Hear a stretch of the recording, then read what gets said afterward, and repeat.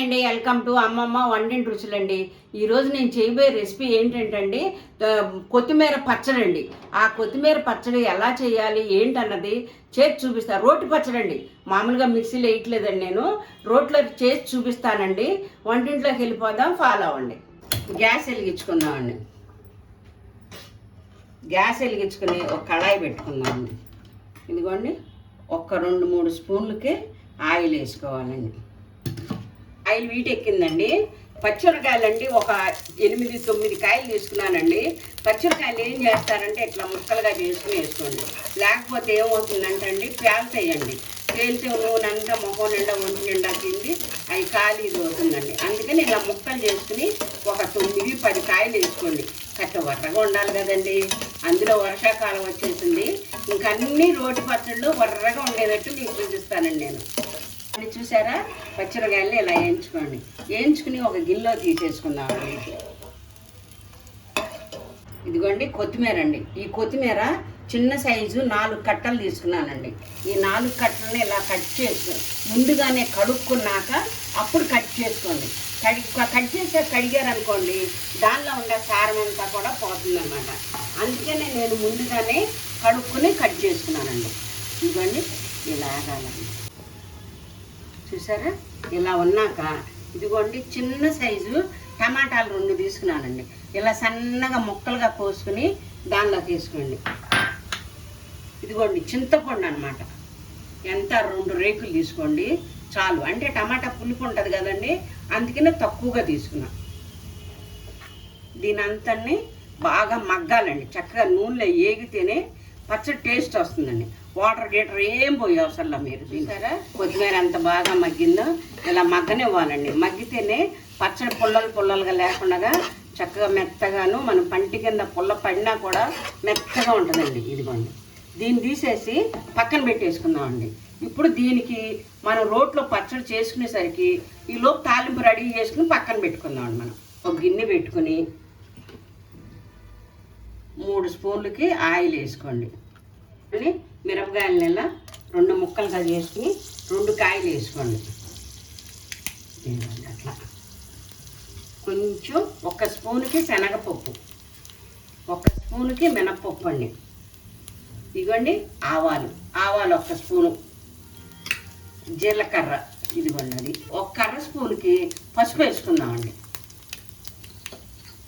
ఇప్పుడు ఎల్లుల్లిపాయల్ని నేను ఇలా ముక్కలుగా కోసుకుని వేసుకుంటున్నానండి తిరమాతలోకి. లేకపోతే ఎల్లుల్లిపాయలు పలానా వేసారనుకోండి, ఆ వాసన అనేది తిరమాతకి పట్టదండి. అందుకే నేను కట్ చేసుకుని వేసుకుంటున్నానండి.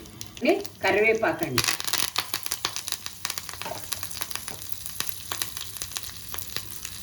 కొంచెంగా ఇంగు వేసుకుందామండి.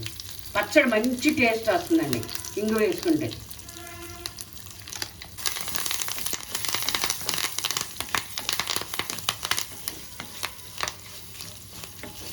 పచ్చిమిరకాయలు ఇందాక వేయించుకున్నాం కదండి, ఇవి కూడా దీనిలో రోట్లో వేసుకున్నామండి.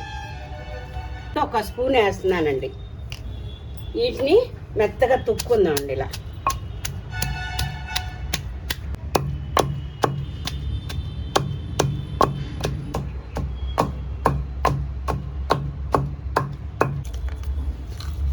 ఇదిగోండి ఎల్లుల్లిపాయలు గబ్బాలండి. ఒక 7-8 వేస్తున్నానండి. మంచి స్మెల్ వస్తుందండి ఎల్లుల్లిపాయలను, అందుకని కొంచెం ఎక్కువగా వేస్తున్నానండి. ఇదిగోండి 1 స్పూన్కి జీలకర్ర వేస్తున్నానండి. వీటిని కూడా మెత్తగా తుక్కోవాలండి. ఇలా అండి కొత్తిమీర అండి బాగా వేయించుకున్నాం కదండి, టమాటాను కొత్తిమీర ఇలా ఏగనివ్వాలండి. ఏగితేనే బాగుంటుంది అనమాట. ఇదిగోండి ఇలా తొక్కోండి. కొత్తిమీర పచ్చడి అండి వేడి అన్నంలో నెయ్యి వేసుకొని తింటే ఎంత బాగుంటుందండి, వర్రగాను. అందులో వర్షాకాలం వచ్చేసింది కదండి, ఇక వర్రగా ఉండే పచ్చళ్ళు చేసుకుని ఈ కొత్తిమీర పచ్చడి అండి 2-3 రోజుల వరకు నిల్వ ఉంటుందండి.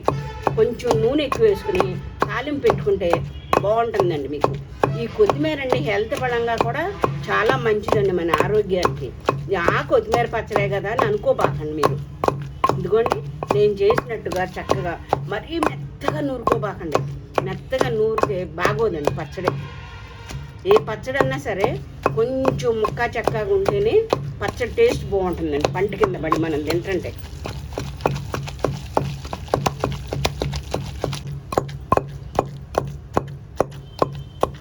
ఇదిగోండి చూసారా ఎంత బాగా నలిగిందో. ఇట్లా ముక్క చెక్కగానే ఉంచుకోండి మీరు. ముక్క చెక్కగానే ఉంచుకుంటేనే అప్పుడు టేస్ట్ బాగుంటుందండి. నేను చెప్పాను కదండి హెల్త్ పరంగా అన్నిటికీ చాలా మంచిదండి అని. నేను ఈ రోట్లోంచి తీసాక దీనిలో అన్నం వేసుకుని కలుపుకొని తింటేనండి అసలు పచ్చడి ఉంటుందండి టేస్ట్. మా వెనకటి రోజుల్లో మేము అలా తినేవాళ్ళం అండి. ఇప్పుడు ఎవరు చేస్తున్నారో రోట్లోనూ చేయట్లేదు, అలా కలుపుకొని తినేవాళ్ళు కూడా లేరండి రోట్లలోనూ.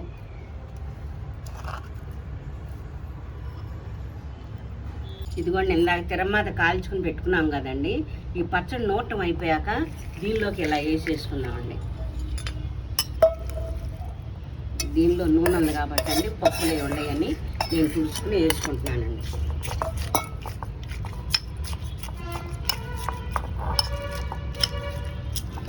చూడటానికి ఎంత బాగుందో చూసారా పచ్చడి, ఎంత స్మెల్ వస్తుందోనండి. ఇది రైస్లో వేసుకుని తింటే ఉంటుందండి అబ్బా చాలా టేస్ట్గాను, ఇంకా తిన్న కొద్దీ తినాలనిపిస్తుందండి. చూసారా ఎలా ఉందో పచ్చడి. ఇదిగోండి మీరు ఎప్పుడన్నా సరే ఏ రోటి పచ్చడి కావాలన్నా నేను అన్ని రకాల రోటి పచ్చళ్ళు నేను చేసి చూపిస్తానండి. నాకు కామెంట్ చేయండి, అది ఒక్కటే నాకు ఇదండి. మీరు కామెంట్ చేసిన వెంటనే నా ఆరోగ్యం బాగోపోవటం వలన కొన్ని ఇదవుతున్నానండి. లేదంటే మాత్రం ఇక నుంచి వర్షాకాలం కదండి ఎక్కువ రోటి పచ్చళ్ళే చేసుకోవాలనిపిస్తుందండి. అన్ని వెరైటీస్ రోటి పచ్చళ్ళు మీకు చేసి చూపిస్తానండి. ఈ కొత్తిమీర పచ్చడి మాత్రం మీరు వెంటనే ఇంట్లో ట్రై చేసి రైస్లో వేసుకుని వేడి రైస్లో వేసుకుని అంత నెయ్యి వేసుకుని తిని చూసి అది ఎలా ఉంది ఏంటన్నది నాకు కామెంట్ చేయండి. కామెంట్ చేస్తేనే కదండి నాకు తెలిసేదాన్ని నేను టేస్ట్లు. నా వీడియోని మీరు అందరూ షేర్ చేసుకోండి, లైక్స్ కొట్టండి. నా ఛానల్ని చూడని వారు కొత్తగా చూసేవారు ఉంటే సబ్స్క్రైబులు మాత్రం మర్చిపోబాకండి.